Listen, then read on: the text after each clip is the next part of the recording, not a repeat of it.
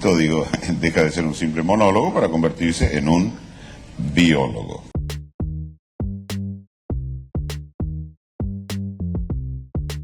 Saludos amigos, sean bienvenidos a este nuevo capítulo del Espacio Biólogo Podcast que tengo el placer de compartir con mi amigo y colega Miguel Alejandro Hayes. Yo soy Sender Escobar, le damos la más cordial de las bienvenidas y bueno, en la sucesión de capítulos que hemos estrenado, esperemos que hayan disfrutado mucho este espacio ameno y por supuesto los invitamos a que se suscriban, compartan y como siempre nos dejen su opinión sobre lo que le ha venido pareciendo este espacio de interacción.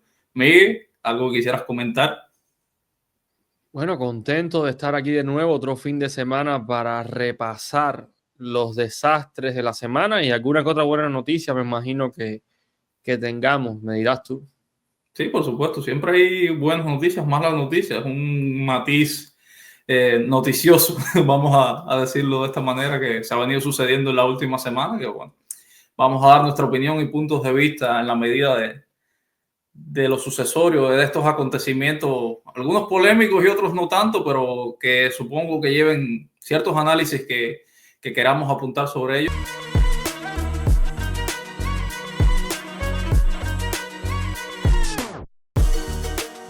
Un tema relacionado con Cuba y Estados Unidos es que Anthony Blinken hizo un pronunciamiento de que mantendría a Cuba en el listado de países patrocinadores del terrorismo, al menos en estos últimos meses, o el último mes ya, del gobierno de Joe Biden. Sobre ello, Miguel, estás ahí en Estados Unidos, ¿qué puedes decirme al respecto de los medios que han comentado sobre este mantenimiento de una noticia que, bueno, comparte con otros países como Irán? Bueno, estar acá, sabes que no te hace estar más informado por casi que por principio, pero bueno, sí, que estuve siguiendo la noticia desde que salió, ¿sabes? Desde el primer momento.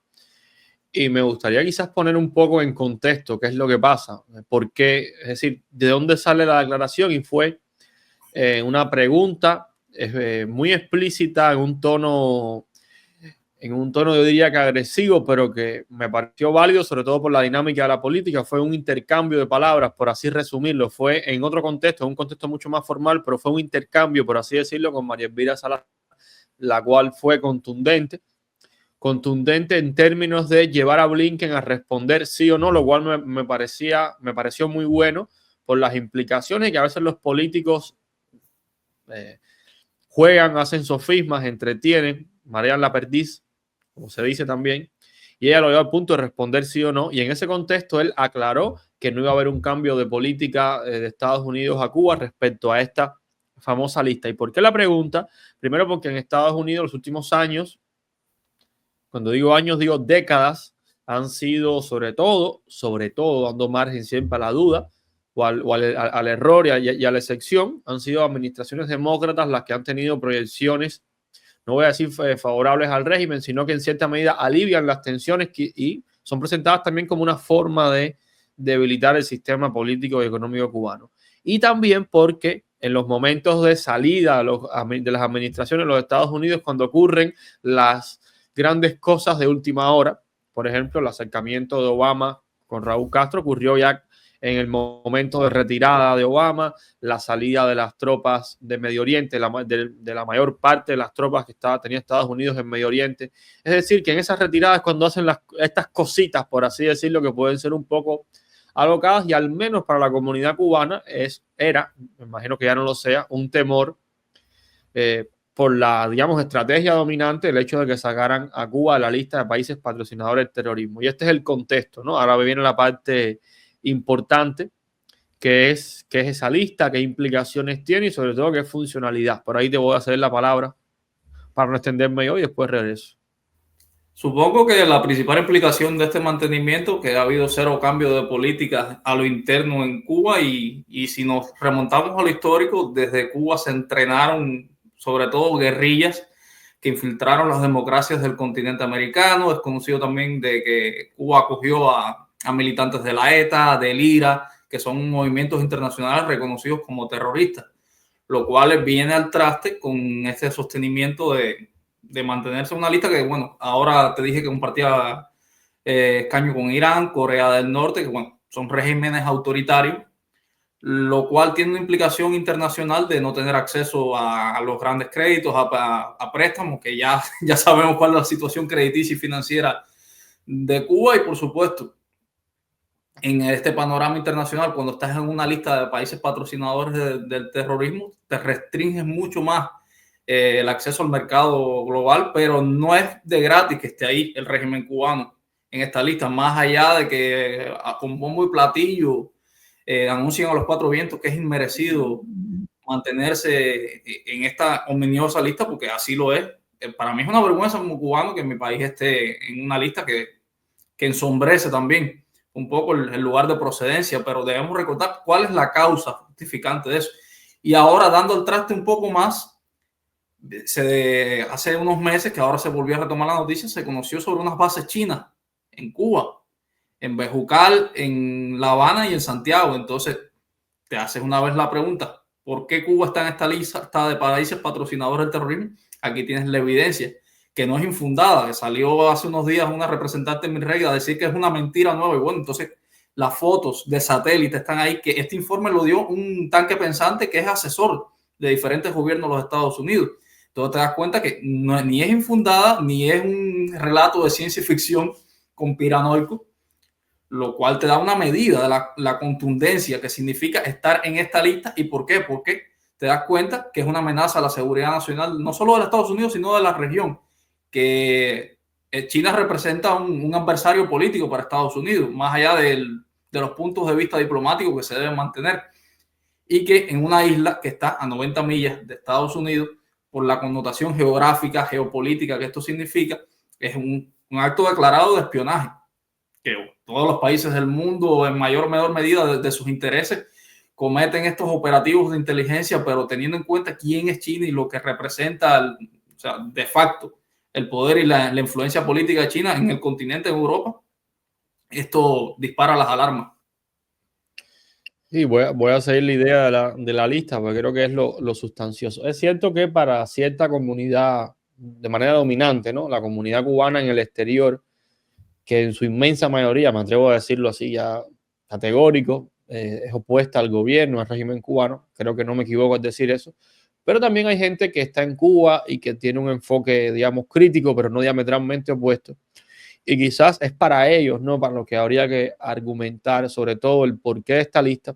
Y tú lo mencionaste de pasada, y es el hecho de que Cuba, cuando digo Cuba, bueno, Cuba no es un país, ni siquiera el gobierno cubano. Fidel Castro encabezó durante décadas movimientos guerrilleros, que guerrillero es la palabra neutral para referirse a grupos armados que ejercen violencia en muchos países de Centroamérica o en varios países. Esos grupos o en listas internacionales han sido considerados terroristas. En pocas palabras, después de las aventuras, por así decirlo, muy fallidas del Che Guevara por América Latina, de Ricardo Massetti, que en la primera mitad y en la primera mitad de la segunda mitad de los años 60, o sea, del año 1 al 5, y después del 5 al 7, hubo unas incursiones guerrilleras infantiles, hablando del Che Guevara, de Ricardo Massetti, basadas en una romantización de la experiencia cubana.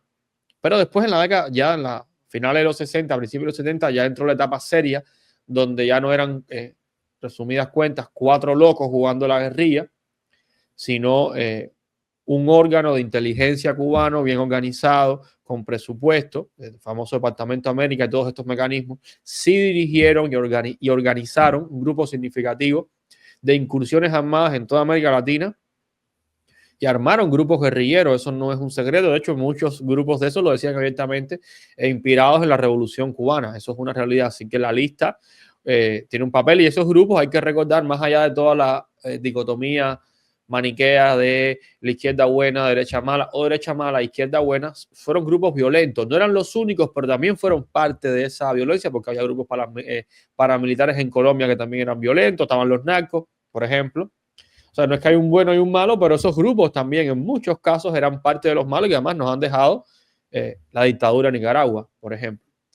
Y en los últimos tiempos también ha habido documentación del papel de Cuba. Bueno, este es muy claro, muy obvio en la guerra de Ucrania. Primero, que fue que estaba en el plano de la especulación, las autoridades cubanas lo desmentían.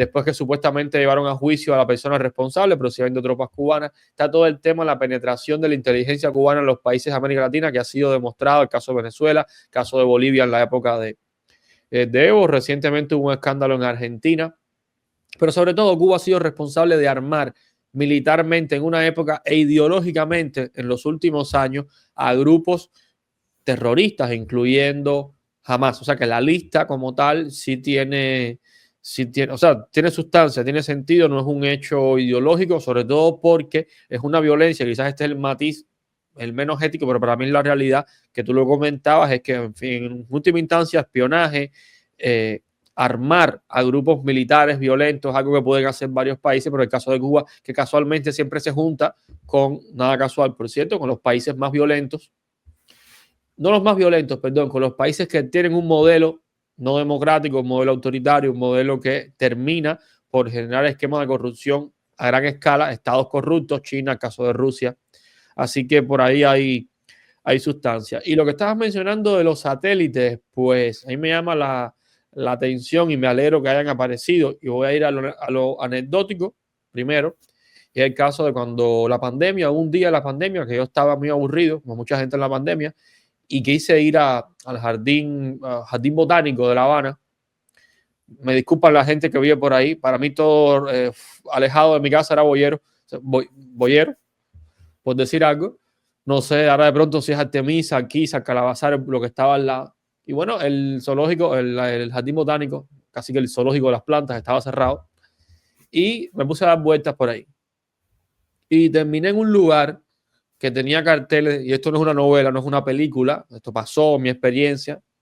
Terminé en un lugar donde había unos platos de satélite, yo le digo platos, no sé cómo se llama, que tenía la altura de un edificio de al menos 4 o 5 pisos en Cuba y estaban un poco tapaditos con estas cositas que se enredan, ¿no? Que son como unas enredaderas, pero como unas enredaderas discretas, sí, algo así. Y no había una, había varias. Por eso ahora cuando sale la noticia, me quedo así, bueno, habrá sido lo mismo que yo vi en aquel entonces y era evidentemente en ese momento quizás con un poco de inocencia, pero me quedaba claro que era algo que tenía que ver con espionaje. Ese tipo de satélite con esas características no era una antena de Texas, ni de Cubacel, ni de ningún servicio de telecomunicaciones, sobre todo porque estaba en un espacio militar y era una zona muy intrincada, muy restringida. De hecho, no es novela, insisto, me quedé sin cobertura en el celular. Por supuesto, el nivel de miedo que me dio en ese momento fue tremendo. Salí de ahí, ni siquiera tuve la madurez, la pericia de coger el teléfono, abrir el mapa y hacer una captura de pantalla, aunque sea para que se quedara registrado dónde era que estaba. Y digo esto porque en realidad, o sea, esta experiencia mía es lo que yo uso para, más allá de lo que pasa, creer de que esto es real porque yo lo vi. Eso, a lo mejor esa que yo vi es una de las que está documentada, sobre todo porque había por las zonas de lo que era antes la provincia de Habana. Y si no, pues bueno, ahí tienen otras referencias para seguir buscando y encontrar otro. Y por último, ya para no extenderme mucho, es el tema del argumento oficialista cubano, de que es mentira, que es un montaje. Y esto sí me gustaría aclararlo, porque en Cuba uno se forma, y esto incluso es algo intuitivo, a veces las personas también, cuando salen de Cuba, empiezan a juzgar el mundo de esa manera. Es que Cuba es un país donde como no hay democracia, todas las instituciones están conectadas y alguien dice algo por ahí arriba, por así decirlo, y la información baja y todo el mundo la replica. Medios, organizaciones políticas, hay como una especie de canal unitario de distribución donde todos somos unimentes y estamos agradecidos. Pero en democracia no es así, hay separación de poderes y las instituciones no funcionan de esa manera. Eso quiere decir que si eso se anunció del modo en que se hizo, es porque cumple determinados estándares que son no partidistas, que están más allá de la ideología. ¿Qué puede ser un tema partidista? Por ejemplo, que el gobierno de los Estados Unidos le haga caso a ese informe o no. Pero el hecho de la presentación del informe cumple con ciertos estándares y además está ahí, cualquiera puede consultarlo y responder. Por tanto, la declaración de los funcionarios cubanos es básicamente lo mismo que ha ocurrido siempre, que es un discurso sin argumento dirigido al cubano que esté en Cuba, que es mentira porque lo decimos nosotros y no podemos demostrar dónde está el razonamiento errado. Incluso yo recuerdo el año, me estoy extendiendo demasiado, el año antepasado, en Confilo, porque ya este tema de los satélites chinos ha salido varias veces. Cuando salió, recuerdo que en Confilo entrevistaron a un señor de la zona donde, Bejucal, donde supuestamente estaban las bases chinas, y el señor decía, no, aquí no hay ninguna base, nosotros no hemos visto una base. Y yo, mira, es un señor del pueblo, no es un oficial de inteligencia, no es un experto en espionaje, no es un experto en detectar satélites. Y ese es el tipo de argumento facilista, sensiblero, que usa el oficialismo, pero no va a ningún lugar. No, ya ves que al final son mecanismos burdos que ya se conocen de tanto que se han usado, están gastados. O sea, no hay una refacción verbal ni argumental en este tipo de retórica que tiene el régimen. Y bueno, la evidencia está ahí que lo desacredita y lo deja desnudo. Entonces, ¿qué es la única política que pueden aplicar? Es gritar más alto para que me escuchen. Que es lo único y tribunas abiertas. Y claro, que es lo único medianamente que creen ellos que le dan resultado cuando no es el caso. Y hablando de tribunas abiertas, te propongo pasar entonces a esta convocatoria nueva del Pleno del partido. Supuestamente ya sabemos la fraseología de moda para la distorsión de algo ya bastante distorsionado, que es la economía cubana, que está dando mucho de qué hablar, sobre todo ahora con lo que ya abordamos en el podcast pasado sobre las MIPYMES y bueno, este tema post-apocalíptico, se puede decir, o pre-apocalíptico, no sabría cómo definirlo, de la situación económica cubana que va de mal en peor cada día, y eso lo vemos con las noticias, que en los medios independientes que se abordan, creo que no hay un enfoque esperanzador porque verdaderamente no lo hay, solamente en la mente de, yo estoy con los entes consecutivos, únicamente sobre ellos mismos vemos que todo sí es el triunfalismo este barato, el sensiblero que tú lo acabas de mencionar, y uno se queda así como, bueno, ¿qué película de Stanley Kubrick están viviendo estas personas? Sí, el fenómeno de los congresos del partido y los plenos del partido. Te voy a ser honesto, si me preguntas ahora qué número de congreso es, te voy a decir no sé, y yo creo que me parece una pérdida de tiempo, incluso como caso de estudio, el tema de lo que ocurre en Cuba, y es que me voy a poner a filosofar. En cierta medida, el tema de la salida de información en Cuba es una manera de desgastar y enajenar. ¿A qué me refiero con esto? Ellos siguen, cuando digo ellos, en este caso el Partido Comunista, sigue haciendo un congreso que básicamente es para gastar combustible, merienda, aire acondicionado y para, con el mayor respeto, sacar a personas del interior del país y llevarlas a pasear a La Habana. Eso es una realidad. Para hacer eso y también para tener a la gente entretenida, y a veces hay que entender esa dimensión de la propaganda. ¿A qué me refiero? Que seguir estudiando lo mismo. Esto es muy extraño que lo diga viniendo de una persona que se dedica a estudiar la realidad cubana, pero a veces estamos muy enajenados estudiando una realidad que ya conocemos, que ya es completamente predecible y que a nivel de conclusiones no nos permite llegar a casi ningún lugar nuevo. Y tal es el caso de este pleno del partido, una organización que, y esto no lo digo especulativamente, me consta, cuando uno revisa, lo sé porque lo hice, todos los informes disponibles, falta uno, por cierto, en internet, en la página oficial del partido, hay un informe de un congreso que falta. Y que lo que aparece en vez del informe central del Congreso es el discurso de Fidel Castro, que no es exactamente lo mismo. Ojo. Es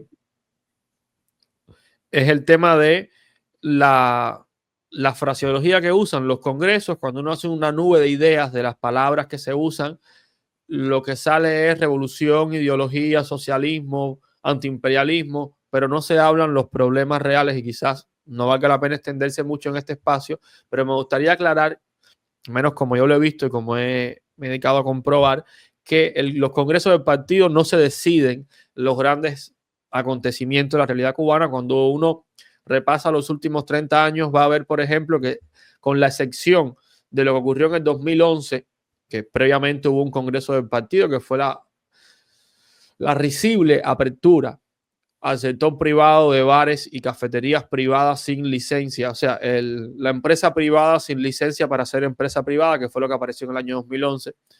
Salvo eso, los grandes cambios dentro del sistema económico cubano no han tenido nada que ver con el partido. Voy a ser concreto, las tiendas en MLC no se aprobaron en congresos o plenos del partido. El proyecto hotelero de más de 30 años destruyendo la economía cubana no es que se ha aprobado en el partido, es que no se debate ni siquiera en los plenos del partido, en los congresos tampoco. Toda la dolarización de la economía, toda la precarización de la vida, nada de eso ha sido debatido en los congresos, ni en los plenos, insisto, ninguno de los dos. Y en el caso del 2011, desde mi punto de vista, fue simplemente una jugada. El régimen cubano tenía que liberarse. O sea, es público, está en los periódicos, dicho de una manera edulcorada, pero lo que dice es que el sistema cubano tenía la capacidad de sostener a casi 1 millón de trabajadores estatales y había que hacer una apertura, había que hacer algo. De hecho, la apertura del sector privado fue la envoltura ideológica de un proceso de despido masivo, aquel proceso de disponibilidad laboral que ocurrió 2010-2011, donde una masa inmensa de trabajadores quedó disponible, que era el eufemismo de desempleados. O sea, tenían que liberarse sí o sí esa masa de trabajadores y dijeron, bueno, pues nada, vamos a abrir al sector privado y sálvese quien pueda. E hicieron creer a la gente a través de las famosas discusiones de aquellos lineamientos del partido de que estábamos decidiendo si abrir al sector privado o no, cuando ya estaba decidido desde arriba, porque no quedaba más remedio, necesitaban hacer eso para poder sobrevivir como sistema. Es decir, aclaro todo esto para decir que la funcionalidad del partido, a pesar de que en Cuba hay un discurso opositor que sitúa al partido como el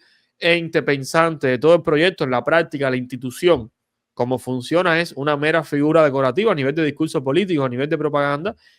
Y el mejor ejemplo, creo que lo mencioné en el programa anterior, o no recuerdo dónde, que en el año 2011 hubo un congreso del partido, en abril, mayo, entre marzo y mayo, para no equivocarme, y en julio estalló el 11. Es decir, hubo un estallido social apenas 3-4 meses máximo después del congreso del partido, y en ese congreso no se habló de la gestación de los nuevos problemas que fueron los que llevaron al 11 de julio. Es decir, es una organización completamente enajenada. Igual, si sale algo importante de sus discusiones, que no pasará, nos enteraremos que más no pasó. Ojo. No, pues te das cuenta que cuando hacen la cobertura a estos plenos y a las intervenciones ya están concebidas más que preparadas, y te das cuenta que es una escaleta de lo que se debe decir. Incluso recuerdo una vez donde uno de estos asambleístas, por llamarlo así, del sector privado, estaba hablando sobre las limitaciones, además y rápido lo cortaron y salió el vocero que ya sabemos para decir de que no, que para pasar a otro tema y obviamente obviar algo que estaba molestando en ese momento. Era del sector privado que creo que tenía una empresa de software o algo así, y ya sabemos que cuando algo más o menos se sale de la línea trazada por ellos, tratan de pasarle escoba por encima, y sabemos que para mí esto es una pantomima ideológica y política de decir, estamos trabajando por esto, y a la concreta las verdaderas y reales decisiones que sus consecuencias se ven en la calle, las vive el pueblo.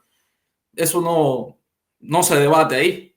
Todos sabemos cómo funciona el sistema político cubano, que es totalmente vertical, es una verticalidad de haz lo que yo digo y punto. Aquí esto no se debate porque en cierta medida es un estado militarizado donde, como se sabe, los militares tienen control de todos los puntos importantes y significativos de la economía.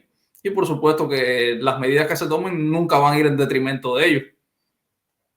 De hecho, una de las cosas, esto ya creo quizás para cerrar y no extendernos tanto, una de las cosas con esta dinámica del partido, de las reuniones, asambleas. Cuando digo partido, aquí estoy refiriéndome también a la Asamblea Nacional, al discurso oficial, que siempre, no digo casi siempre, esta vez sí no voy a dar margen de error, nunca es específico. O sea, nunca salen a decir, mira, dentro de un año vamos a haber logrado tanto en términos de empleo, dentro de un año vamos a haber logrado tanto en términos de crecimiento salarial, tanto. Es decir, es una política, una supuesta política cuando digo política me refiero a hacer cosas que en realidad no son nada, que no se pueden medir, es todo demasiado etéreo, y eso quizás ya la gente cada vez me imagino que se dé cuenta. Me refiero al bla bla de toda la vida, esa manera de hablar que no dicen nada al final, no mencionan nada, no hacen nada, y sobre todo que dicen las mismas cosas de hace 30 y 40 años. Es decir, que falta libertad en el sistema empresarial, que falta esto, que falta lo otro. Y déjame ser específico para que no quede en el aire. Por ejemplo, es un clásico del partido que falta compromiso entre los cuadros, que falta liderazgo, que falta preparación, que está flojo el trabajo político ideológico, que falta crecimiento. Es un clásico que la mitad del Congreso se gaste en los que dicen eso y los que dicen no debe haber política de crecimiento. Es una cosa infantil y que es una metarealidad. La dimensión lingüística del partido habita en una metarealidad desconectada donde lo importante es la dimensión ideológica. Ellos hablan de que falta trabajo político ideológico. Eso es surrealista porque no es que falta comida, falta trabajo político ideológico. Lo que están diciendo en el fondo es macabro. Están diciendo falta engaño para la gente, falta buen material para engañar al cubano, porque el trabajo político ideológico no es más que el trabajo de engaño. O sea, no es una cuestión de fomentar que las personas sean más educadas, más trabajadoras, más honestas. Es fomentar que la gente crea cada vez más ciegamente en un proceso que es involutivo. Ahora, hablando de involución o no, hay otro tema que tiene que ver con Cuba esta semana que me tocó a mí casi que traer el peor tema en apariencia, y es que Sender, esta semana hubo una actriz cubana que generó polémica en las redes. Sabes que los cubanos últimamente somos cangrejos saliendo de una cesta y entre nosotros mismos nos vamos dando, nos cogemos, nadie sale, porque no nos dejamos salir entre nosotros. Y es una actriz que se llama Belisa, rectifícame el nombre, Belisa, ciertamente. Belisa Cruz. Belisa Cruz. Bueno, estás al tanto, y es que ella hizo un video donde plantea que no se iría de Cuba. Y por supuesto, este programa, este segmento no es para criticarla, que si es buena, que si es mala, que si es inteligente, que si es bruta. Pero sí me gustaría pensar en el trasfondo del video. Quizás podamos poner un fragmento en el programa para que los amigos, un fragmentico, que está muy largo el video, los amigos que nos ven, se queden con la idea más importante o las ideas más importantes de su fragmento. Y yo sí no me voy para ningún lado, mi hermana. ¿Sabes? A mí que me critiquen. Cuando vienes, no voy. Ay, no me interesa. Teniendo de hermana, no. allá nunca has pensado en irte de Cuba. ¿Cómo puedes, Belisa? No me gusta esto. A eso jamás se me ocurriría en la vida de que yo me voy adelante por un futuro mejor. Aquí no hay nadie adelante. Aquí esto es todo para uno y no para todos, o aquí nadie arranca para ningún lado. Yo te aplaudo si tú te quieres ir y tú quieres trabajar en lo que quieras trabajar, en lo mismo en un McDonald's, en un no sé qué, en una tienda vendiendo ropa, y con eso, tú sabes, eres feliz, obviamente económicamente estás mejor, no estás ni cerca de tu familia, ¿sabes? Cada cual tiene su visión. Yo jamás pudiera dejar a mi abuela. Pues ahí está, la muchacha, bueno, no se quiere ir de Cuba, dice que mientras pueda sobrevivir en Cuba, dicho de otra manera, se va a quedar. ¿Qué crees? Bueno, yo lo que creo que, desde mi punto de vista, por supuesto, es una mezcla entre ingenuidad y soberbia, que el problema principal es que ha suscitado la polémica. No es lo que dijo, sino cómo lo dijo. Entonces, para las personas que hemos emigrado, se puede tomar incluso desde un punto de vista como una ofensa, porque qué cubano no está afectado con la realidad del éxodo, ya sea uno siendo emigrante o ya sea la persona que se queda en la isla y ha tenido que mirar cómo todo a su alrededor de familias, amigos, buscando una realidad mejor y buscando un futuro para sus padres, sus hijos, familiares más cercanos, puedan navegar en las aguas procelosas del sistema político cubano. Y esa manera tan enfática de decir no voy, o las personas que se van tienen que dejar atrás su profesión y enfrentarte a esta nueva realidad y hacer algo nuevo. Bueno, es que la vida funciona así.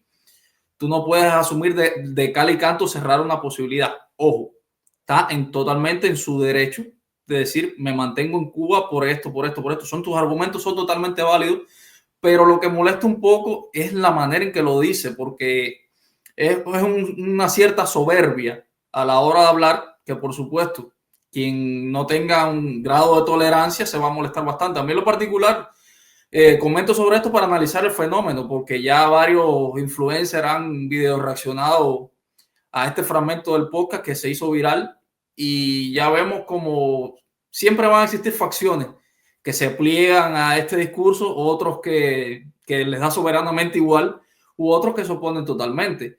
Pero siempre va a estar este análisis retórico desde lo empático, desde lo real, que incluso a mí me molesta un poco en el sentido que naturaliza a veces eso de pasar trabajo, ¿entiendes? Porque cuando vives dentro de Cuba, naturalizas, lo quieras o no, porque es la realidad que te concierne, naturalizas pasar trabajo, y es lo que ella refleja de manera involuntaria. No creo que Belisa sea alguien ingenuo, ni mucho menos, pero te das cuenta que su manera de hablar lo que refleja es esto. Entonces la opinión que que tengas tú acerca de ello. Voy a seguirte la idea, pero mira, el que no se pliega, el que no se adapta a su contexto, a sus circunstancias, o se vuelve un loco o se vuelve un rebelde. Esto aclararlo siempre, porque las personas que están en Cuba de una manera u otra no tienen más alternativa que cotidianizar su realidad de ausencia de agua, de electricidad. Aprendes a vivir con eso, te adaptas o, ya te digo, o un loco o un rebelde. Digo esto porque a veces juzgamos del exterior a los que están en Cuba y se nos olvida que pasamos por ahí hasta el otro día, como quien dice, en muchos casos, la inmensa mayoría, y los que no, pues nada, están hablando de una realidad que le perdieron la conexión humana. Insisto, no es una justificación, esto no es un hecho moral, esto es un hecho, es un hecho. Digo esto también porque los cubanos solemos, cuando yo solemos, una forma de decir, no es que todo el mundo lo haga, reducirlo todo a lo moral de lo bueno y lo malo. Y hay cosas que son hechos, que no es una cuestión de opinión. Y esto que estoy planteando, al menos yo considero que es un hecho, la manera en que tienes que adaptarte a esa nueva, bueno, o a la realidad en Cuba, que es nueva en el sentido de que cada vez es un poquitico peor que la anterior. Eso es lo novedoso de la realidad cubana, que va empeorando. Ahora, con el caso de la muchacha, también aclaro, ¿no?, a los amigos que nos estén viendo, que no es mi intención de la mía en este programa juzgarla a ella, porque es lo que tú comentas, es su opinión, es su verdad. No creo, estoy seguro tampoco que esté violando o pisoteando, es la palabra, pisoteando a nadie, más allá de un tono soberbio, que realmente es el tono de muchos cubanos. Los cubanos, me voy a incluir, aunque no sea así, o sea, es nuestra forma prepotente de complejo de isla, incluso dentro de el imaginario cubano, ya sea continuista, oficialista, revolucionario o no, predomina ese complejo de ombligo del mundo. Lo vemos todos los días, incluso en la proyección desde el exilio, desde la oposición, de que Estados Unidos tiene que, o sea, siempre nos hemos creído como cultura un centro de la vida de potencias, ya sea España, la URSS, Estados Unidos. Estados Unidos lo comparte tanto el oficialismo como la oposición. Uno porque se cree que quiere ser destruido y el otro porque se cree que tiene que destruir. Es decir, tiene complejo de que este me ataca, este hace su política exterior en función mía, me refiero al oficialismo, y el otro que Estados Unidos tiene el deber de liberar Cuba. Insisto, no es todo el mundo, pero, ¿sabes?, es un imaginario bastante abundante. Entonces, esa soberbia, esa arrogancia del cubano, yo la veo y digo, bueno, es lo de todos los días. Quitando eso, yo quiero ir un poco al fondo y verla a ella como un vehículo, no una agenda política, sino un imaginario que es multifactorial, y es la cultura del trabajo que predomina en Cuba y la manera en que nos relacionamos y que producimos esos imaginarios, y sobre todo cómo escapamos de ellos. En pocas palabras, yo no voy a decir que el cubano es vago, me parece un exceso, no me parece justo, pero sí es cierto que en Cuba hay una cultura del trabajo que, voy a aclarar, condicionada por el propio sistema económico cubano. ¿Por qué lo digo? Cuando trabajas, cuando te pagan muy poco, hay muy pocos incentivos, hay muy pocos, yo diría que ningún incentivo a prosperar. Digo esto porque también en el primer mundo hay trabajos donde te pagan poco, pero hay mecanismos e incentivos normales para que tú escales y llegues a un puesto mejor. O sea, el sistema económico está basado sobre todo en incentivos, en interacción con necesidades. No es el caso de Cuba. En Cuba puedes tener una necesidad, trabajar mucho y no tener nada. Eso es un fenómeno seriamente estudiado a nivel de ciencia económica, esa relación entre trabajo y necesidad. Eso en Cuba se rompe y produce sobre todo este sistema donde no hay una gran cultura del trabajo, insisto, condicionada por el propio régimen. Y eso hace que muchos cubanos, como vemos en el video, casi que tengan miedo a enfrentarse a una realidad laboral del mundo exterior, que es mucho más competitiva, que eso es una realidad, mucho más competitiva, es mucho más fuerte. Pero por el otro lado, hay cubanos que participan de ese imaginario y otros que asumen el imaginario opuesto, desde mi punto de vista, que es el régimen laboral en Estados Unidos. Para nadie es un secreto que en Estados Unidos es un país donde se trabaja mucho, se trabaja muy duro. Incluso personas de imaginarios nada socialistas, nada de izquierdas, bien derechistas, los he visto, periodistas reputados, plantear su sorpresa en Estados Unidos al ver a personas de avanzada edad, en un contexto de 70 años trabajando. ¿No? Tiene matices, no es ni bueno ni malo, estoy hablando de la intensidad laboral que hay en este país. Son dos modelos casi extremos y el cubano, me imagino que tengamos un impacto de una realidad a la otra, y también de la violencia que se ejerce a nivel verbal desde los que participan Yo diría que ambos lados. Desde Cuba se habla de manera discriminatoria muchas veces con las personas que del primer mundo hacen trabajos, voy a abrir una comilla muy grande, poco dignos. Ella mencionaba, no, tal vez no con esa intención, cajero de una tienda, un McDonald's. Son trabajos que son mal vistos. Esa discriminación existe desde Cuba hacia afuera. Y desde afuera hacia adentro, la de estos que están en Cuba son unos vagos y no quieren trabajar realmente. Es decir, los cubanos, como siempre, todo esto es para decir que nos tenemos que dividir entre dos imaginarios del trabajo que son, desde mi punto de vista, extremos y que hay mucho más horizontes, otras alternativas incluso para los gustos. Hay personas que prefieren el imaginario y la vida, ¿no? Tío, la cultura, asumir la cultura como lo que implica, como una práctica también del trabajo duro de Estados Unidos. Entonces yo creo que hay muchos más caminos, hay otros horizontes que no tenemos que dividirnos en ese esquema de A o B. Y creo que tú puedes ser un buen ejemplo, que estás en un país donde hay una cultura laboral que no es ni un extremo ni el otro, que es, muchas veces lo que ocurre en Europa, que sí es trabajo duro, pero con otra, tío, a nivel de imaginario, de cultura, visto de otra manera. Sí, claro, porque vamos a partir de un punto de vista. El sueño americano no es nada comparado con la siesta española. Mira tú. Hay que recordar esto. Bueno, pero por supuesto, todo parte desde el contexto en que se vea. Si tú te sientes cómodo o en tu nicho de trabajo piensas que por emigrar vas a renunciar a ese sueño, a lo que te sientes realizado, responde sobre todo a la ambición que tengas en la vida y cómo te proyectes. Porque, bueno, yo en Cuba trabajé como ingeniero 2 años y puedo decir que me frustré totalmente. O sea, yo soy ingeniero industrial de formación y me frustré totalmente porque me di cuenta que era una vida laboral sin futuro, sin incentivo, como tú mismo lo acabas de mencionar, hasta que me vinculé al mundo literario, donde si bien desde el punto de vista monetario no tenía tanta remuneración, espiritualmente encontré una salida que a la larga me permitió emigrar. Y es lo que debe tener en cuenta cada persona, que incluso una vez emigrando, uno sabe que debe enfrentarse a lo que venga, porque esa es la realidad del migrante, enfrentarte a lo que venga para el día de mañana, si lo tienes entre cejas, proponértelo, empezar a construir ese sueño desde cero. Sobre esto de los actores que, bueno, inicialmente renuncian a su profesión, conozco el caso de uno en Madrid que estaba trabajando como camarero en una pizzería y hoy en día está actuando en un teatro. Entonces te das cuenta que la vida tiene escalones, peldaños, los cuales vas a superar poco a poco, que si no es renunciar, sino hacerlo a un lado para tu realidad inmediata, para el día de mañana volver a retomar ese sueño. Creo que la vida se basa de eso, pero repito, cada cual tiene sus ambiciones y manera de ver la vida. Que tú y yo lo compartamos o no, creo que no tiene sentido ni caso. No. Pero es el fenómeno en sí lo bueno para analizar, para saber las respuestas tanto de afuera como de adentro y estos puntos de vista antagónicos que se tienen sobre ellos. Y te propongo entonces pasar a la siguiente sección de cultura, recordarle a los amigos que han llegado hasta esta instancia, que se suscriban, que compartan, que nos comente qué le ha parecido este espacio de comentarios Biólogo Podcast. Y bueno, Miguel, dime algo más, por favor, haz la invitación a las personas que nos ven en este momento. Oye, sí, déjame, yo estoy cagadito. Recordarles que este es como nuestro 4º episodio y voy a decir lo mismo de siempre, pero lo voy a decir porque para que se quede, ¿no? Y es que seguimos muy, muy entusiastas, incluso estamos valorando el no detenernos ni siquiera en fin de año, seguir con este programa, o sea, no parar de vacaciones.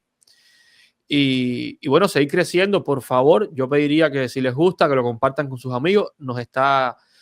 Estamos teniendo números discretos, pero nos sentimos bien y pensamos que podemos seguir creciendo y sobre todo que nos envíen dudas, quejas, sugerencias, críticas, muchas críticas. El otro día Sender me envió un comentario de alguien que se estaba quejando de mí. Yo cogí, me molesté, le dije muchas cosas a Sender, pero en el fondo uno lo agradece porque significa que la persona se tomó el trabajo de ver el programa y se tomó el trabajo de pensarlo, de sentirlo, y eso a largo plazo, cuando uno sale de la molestia personal, esa mala costumbre que tenemos los cubanos, es muy, muy reconfortante. Así que ya que no tengo un violín de fondo ni nada, vamos a tu sección.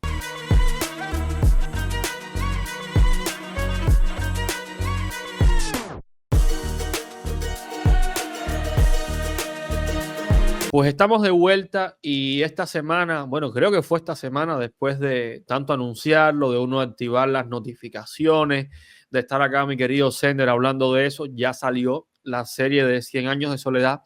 Así que tú que eres de este gran grupo de dos, eres el crítico y experto en estos temas, cuéntame de la serie. ¿Por qué capítulo vas? ¿Terminaste de verla?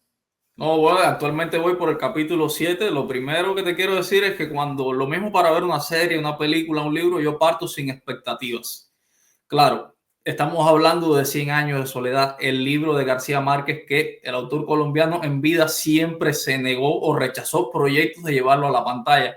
Creo que una película se hubiera quedado muy corta, y esa es la verdad, para un libro tan ambicioso como es 100 años de soledad. Entonces, finalmente, propiciado por los hijos de García Márquez, Netflix asumió la producción de esta serie que ha dado mucho de qué hablar. Nuevamente, aquí parten las interpretaciones subjetivas de si es buena, si es mala, si está a la altura. Ayer leí una crítica en el periódico El País de Sergio del Molino que denostó totalmente la serie desde el principio hasta el final. Y creo que, cierto o no, por supuesto, las opiniones son muy propias de cada quien, pero lo que se debe tener en cuenta es que más allá de lo ambicioso del proyecto, creo que es una serie que les rinde homenaje a esta obra. Yo me leí 100 años de soledad hace 12 años, para que tengas cuenta, o sea, del tiempo que ya pasó en el 2012. Sin embargo, reencontrarme visualmente con esta serie de diferentes niveles argumentales, porque va diversificándose. Creo que sí le hace honor, la verdad, desde mi punto de vista, por supuesto. Creo que sí le hace honor a la obra del Gabo porque cita pasajes textuales y mientras lo voy viendo, voy corporizando todas aquellas imágenes y nombres que disfruté durante la lectura, puedo decir febril, porque yo empecé a leer mis 100 años de soledad de madrugada, una vez, un día que tomé el libro y no paré. Y creo que en la medida que va avanzando la serie, uno se da cuenta de lo bien que está hecho en el sentido de reproducir el alma de 100 años de soledad, sobre todo los espacios, las fotografías, los tiempos. Creo que respeta muy bien, sobre todo estos tiempos de diálogos y la manera en que José Arcadio Buendía se suma en la locura bajo ese árbol, o el coronel Aureliano cuando decide lanzarse a la lucha y todo lo que lo motiva. Hay que partir de un punto de vista, dicho por el propio García Márquez, 100 años de soledad era un vallenato de 300 páginas y creo que los actores que participan por su acento, se nota claro que son colombianos costeños, al menos en su mayoría, se da cuenta que es un trabajo autóctono y propio que le hace honor a esta magnífica obra de García Márquez y que todos deben tener en cuenta, tantos lectores como espectadores, que se debe partir a la obra sin prejuicio alguno. Ya de si es mayor o menor calidad, creo que tocará a cada quien definirlo. Tú estabas comentando la fecha y me fui completo. Me estaba acordando cuándo fue que lo leí. Era más o menos por aquel entonces, año 2011. Recuerdo que estaba en el pre. Y bueno, más allá de la serie, que no la he visto todavía, y según me dijiste, que los episodios duran 1 hora. O sea, que hay que sentarse con mucho tiempo a ver esta serie. Yo creo que traer una obra como esa va a ser muy importante. Sobre todo, hay gente que conoce la obra y no la ha leído, y que ponga sobre el debate, sobre las masas, yo creo que es la obra cumbre de García Márquez, o al menos es de las cumbres, algo tan importante en un momento como este, donde la cultura se banaliza tanto. Creo que vale la pena, con independencia de la calidad de la serie. Siempre habrá estará el que no le guste, que le parezca que no logró lo que buscaba, que no se conecta. Eso también tiene que ver con la manera en que cada cual imagina un libro, y ese es un libro que inevitablemente uno tiene que leerlo y hacerse la imagen de lo que está leyendo. Yo recuerdo que la edición que yo tenía era una edición cubana ilustrada por Fabelo. Ya esa etapa de Fabelo a mí me condicionó lo que yo me imaginaba cuando yo iba leyendo, porque eso es inevitable. Las imágenes vienen solas, no es que te vas contando una película. A lo mejor esa manera en la que Fabelo influyó en cómo yo me imaginaba Macondo puede marcar bien o mal cuando yo me conecte con la serie. Digo esto porque a veces el gusto no es más que una expresión de la información y de los referentes que traemos. Por tanto, ahí no hay secreto, y puede marcar a quien le guste y a quien no. Evidentemente, tú vas a terminar de verla primero que yo, que ni siquiera he empezado, pero te seguiré preguntando y nos irás contando cuando llegues al final. Ahora, también yo sé, Sender, aprovecho, es que nuestros amigos notarán que tú eres el hombre de la literatura y el cine de este podcast, y es que, y has comentado antes, ¿no?, que eres escritor, que funcionas dentro de los circuitos y la farándula literaria. Así que me gustaría comentar y casi que promocionar que acá que también tienes un canal de YouTube donde hablas de literatura, de temas de cine y otras cositas que a ti te gustan. Entonces, cuéntanos de eso, compártelo con los amigos. Bueno, sí, los invito a suscribirse a mi canal de YouTube, donde comparto sobre, ya lo dijo Miguel, temas de cine y literatura. Específicamente tengo un podcast llamado La Quinta, donde comento sobre las diferentes tendencias y autores que me apasionan a mí y a otro par de amigos cubanos que viven aquí también en Orense. Y bueno, la invitación está hecha, y sobre las series y las adaptaciones, en un primer programa te hablé sobre Pedro Páramo. En este primer podcast que estrenamos la semana pasada comentamos, por supuesto, con más tiempo y más detenimiento sobre esta serie y la adaptación cinematográfica. Y uno de los participantes, un escritor, Evelio Traba, que también le sugerí un libro en el podcast antepasado, dice que cuando se hacen este tipo de series, quien gana es la literatura. Y bueno, es una manera muy real de percibirlo así, que ya se hizo la adaptación de Pedro Páramo, muy buena, y esta adaptación que para mí de García Márquez, de 100 años de soledad, para mí está resultando meritoria. Más allá de eso, otro tipo de calificativo no me atrevería a decirlo, pero bueno, insisto entonces a todas aquellas personas que nos sintonizan aquí en este podcast biólogo, que vayan a mi canal Sender Escobar. Les dejaré el enlace aquí abajo en la descripción para que se suscriban, compartan, y bueno, realizo esta misma invitación para todos.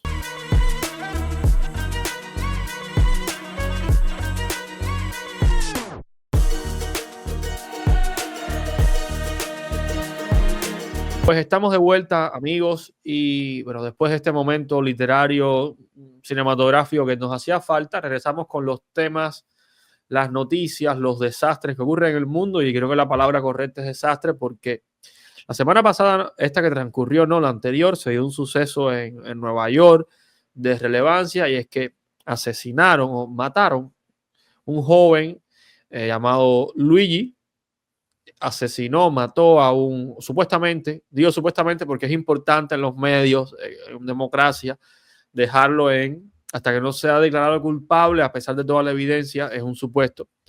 Y el presunto culpable este joven Luis es el presunto culpable de la muerte de un directivo de una aseguradora en los Estados Unidos. Y evidentemente el debate acá que vamos a hacer, y lo relevante no es el tema policial, ni Sender ni yo somos peritos, más allá de que hayamos leído novelas de detectives, que en mi caso tenga mucha afinidad, no es el caso, no nos especializamos en eso, tampoco tenemos acceso a evidencia, pero sí este suceso dejó un debate, o deja un debate, sobre todo en la sociedad de Estados Unidos, de la justicia, primero de la explotación, en el sentido de la salud, la salud de las personas como un negocio, cómo funciona este negocio, lo ético, dónde están los límites, dónde termina la justicia.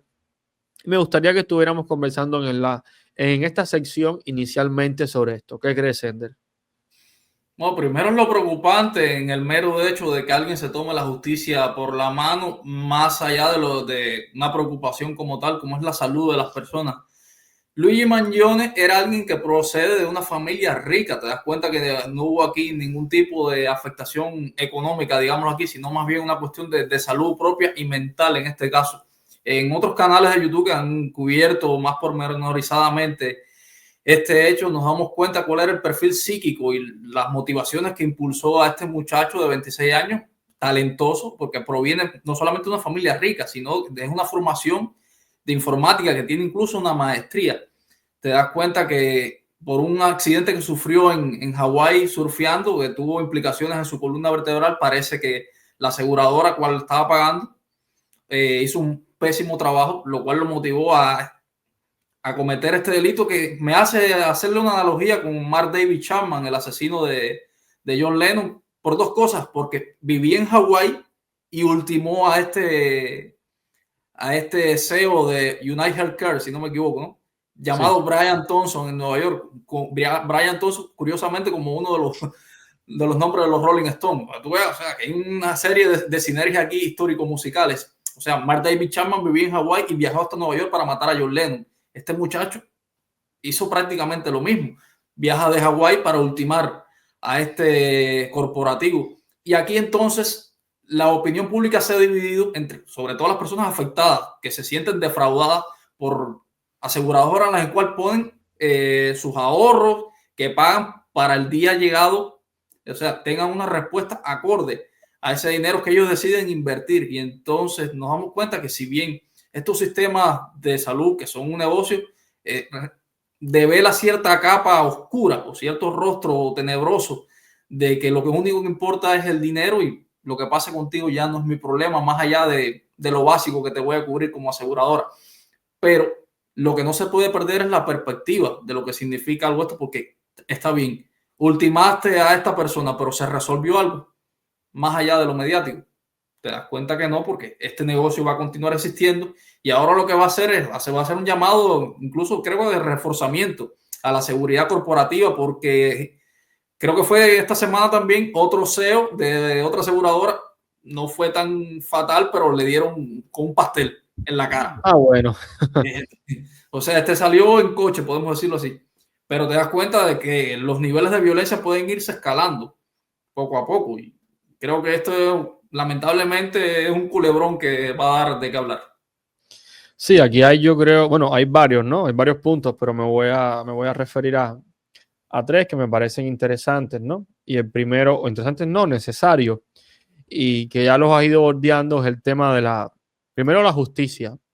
Yo creo que si todas las personas que tenemos una molestia actuamos fuera del margen de la justicia por nuestras manos, sería un peligro. Es decir, la implicación de tomar la justicia por las manos propias es que todo el mundo pueda hacerlo. Y si todo el mundo lo hace, todo el mundo no lo va a hacer, pero una mayoría lo hace, se rompe el equilibrio del mundo. Yo creo que los cubanos deberíamos estar ya familiarizados, o quizás nuestra realidad nos puede servir para reflexionar qué es lo que pasa en un mundo cuando la gente empieza a jugar sucio. Cuando yo jugar sucio me refiero a saltarse las reglas, y todo el mundo hace las cosas como entiende y no como las reglas permiten. Sobre todo porque lo que permiten las reglas es el camino más largo siempre, pero al mismo tiempo es el camino de hacer cambios sin hacer grandes estragos. Creo que los cubanos conocemos qué es hacer grandes cambios y al mismo tiempo hacer grandes estragos. Es la historia de la Revolución Cubana.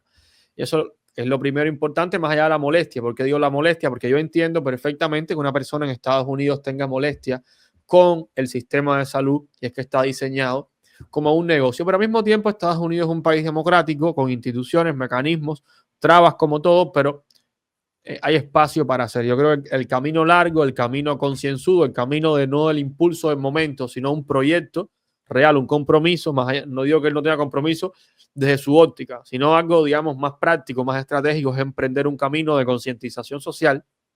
Si uno considera que ese mecanismo de aseguradoras en Estados Unidos está mal. Por supuesto, es mucho más largo, mucho más costoso en términos de vida, de tiempo, de dinero, ya mucho más paciencia, pero es la mejor manera de obtener cambios positivos sin dejar el halo de destrucción que conocemos en Cuba, como mira este caso, el muchacho, ¿qué hizo? ¿Qué es lo que comentan, no? ¿Qué logró? Quizás lo único que logró fue insertar este tema de nuevo en el debate público. O sea, si hay un logro en términos pírricos, ¿no? Que es el debate, o un logro, no, lo único relevante, positivo de todo esto es poner sobre la mesa en Estados Unidos un tema sensible que para mí debería ser un objeto de debate, que es la situación de la salud, de los servicios de salud, para ser exacto, en el país más rico del mundo. Es cierto que en Estados Unidos hay recursos económicos para que el sistema, aclaro, los hospitales están muy bien, están muy limpios, la atención es de calidad, me consta, lo sé, pero yo no soy un nativo, y para los nativos,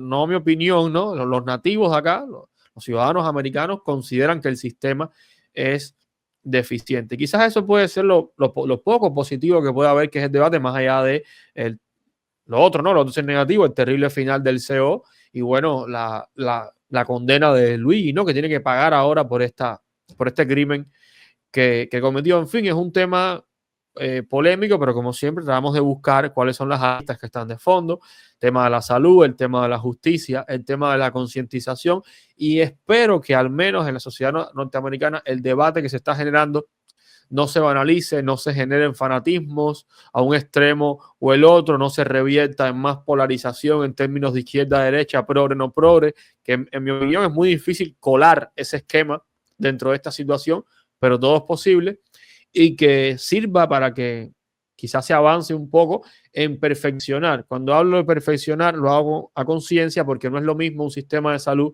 como el cubano, que está destruido, que no tiene recursos, que no tiene nada ahora mismo, a un sistema como este que tiene los recursos y tiene potencial y que solo es cuestión de reformas que dependerán de la ciudadanía, del Congreso de los Estados Unidos, en la medida que estas propuestas puedan ir elevando, la palabra, y siendo aprobadas. Sí, claro, pero bueno, si nos tomamos el punto de vista de testimonios verídicos de aseguradoras que han defraudado a sus clientes, hay por Sí. montones. Ejemplos contundentes de personas que demandaron y salieron victoriosas. Pero sacando un poco de este tema, pero sí de algo que se relaciona, me viene a la mente la película Erin Brockovich, protagonizada por Julia Roberts, donde una compañía de extracción de gas o petrolífera o algo así engañó a los pobladores de una ciudad donde estas personas empezaron a contraer enfermedades como el cáncer.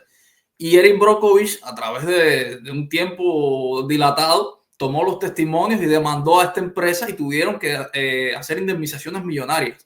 Entonces te das cuenta que es un sistema que funciona a través de la legalidad. Si bien en el proceso uno tiene derecho incluso a perder la paciencia, pero no a perder la racionalidad, que es lo importante en este caso y lo que se debe llamar la atención a las personas, que ahora toman a Luigi Mangione como un justiciero que, repito, creo que para tomar la justicia por tu mano, muchas cosas ya hay un cable ahí que no funcionaba. Digo, la racionalidad se borró por completo para decidirte ultimar a alguien de esta manera.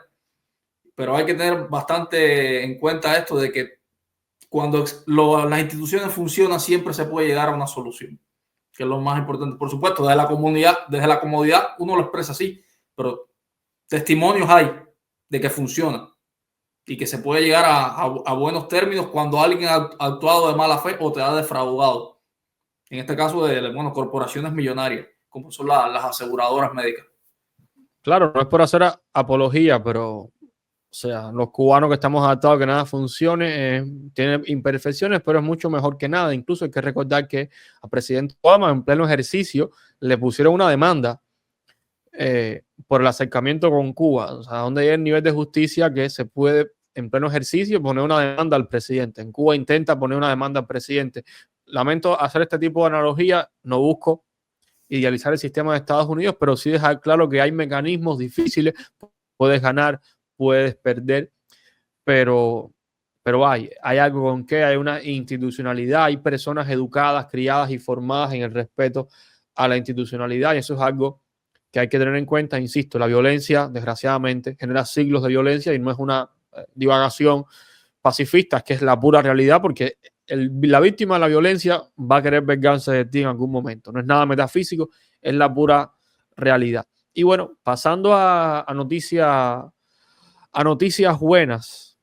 ¿Hay alguna? Dime que sí. Sí, hablando sobre la formación de valores, incluso que esto nos toca en cierta medida, salvando unas kilométricas distancias. El streamer español Ibai Llanos hace unas semanas protagonizó con otro streamer gallego, el Chocas, el Camino de Santiago, que lo realizó en 8 etapas. Y en lo personal me satisfizo mucho ver esta serie que fue documentada en 8 capítulos porque vemos a Ibai como ejemplo de superación y de transmisión de valores positivos en la sociedad. Recordemos que estamos en una era digital donde los influencers reciben el nombre como tal por lo que significan y su papel social. Y en este caso, Ibai, que es un imán de nuevas generaciones, de jóvenes, a través de este camino de superación espiritual y físico, ha llamado mucho la atención por lo que ha fomentado, porque recordemos que Ibai Llanos era una persona de una corpulencia preocupante para su edad, cuando no llega a los 30 años todavía. Sin embargo, decidió asumir un cambio físico como ejemplo de superación, primero desde su punto de vista personal, para la salud, lo que implicaba, pero también para esos millones de seguidores que tiene, contratados verdaderamente, y decidir hacer el Camino de Santiago. Te das cuenta de cómo las nuevas generaciones también se repiensan las cosas sobre el futuro que quieren tener y, bueno, el mundo que quieren vivir. Y que haya hecho este Camino de Santiago fue algo muy inspirador y yo, si bien desde el punto de vista, o sea, físico y de salud no tengo ningún tipo de afectación, me reconforta ver que jóvenes, sobre todo alguien de la contundencia de Ibai Llanos, si nos atenemos a los puntos de vista mediáticos, que se dedique a hacer esto, para mí es algo muy inspirador y emocionante también. Sí, sobre todo voy a hacer una comparación que fue lo primero que me vino a la mente cuando comentaste esto, es que es un influencer que está planteando una superación que poco tiene que ver con el esquema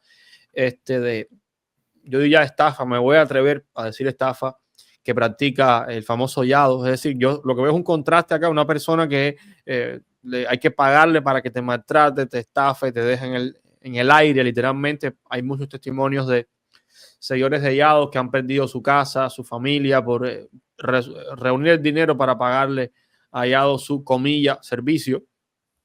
Y tenemos este modelo de un influencer que verdaderamente está haciendo uso correcto de la palabra, porque al final yo sé que muchos, sin ofender, muchos gorditos de estos de la computadora todo el día van a sentirse inspirados, y al final eso es lo que nos importa, la acción transformadora. Y para ser honesto, en este mundo que estamos viviendo, donde todo es dinero y maldad, de pronto que aparezca alguien con un mensaje tan positivo, uno siente, más allá de que uno no tenga que hacer en cierta medida ese tipo de terapia, siente alivio, es como un poco de amor, de bondad por algún lado, sobre todo en España también, que está viviendo un momento de polarización política, y que de pronto un influencer de tanta relevancia venga con ese tipo de mensaje. Insisto, no es el único, pero me parece noble, admirable, y no por eso deja de ser bueno. Al contrario, lo noble en estos tiempos también ha perdido el atractivo, deja de ser morboso, deja de llamar la atención.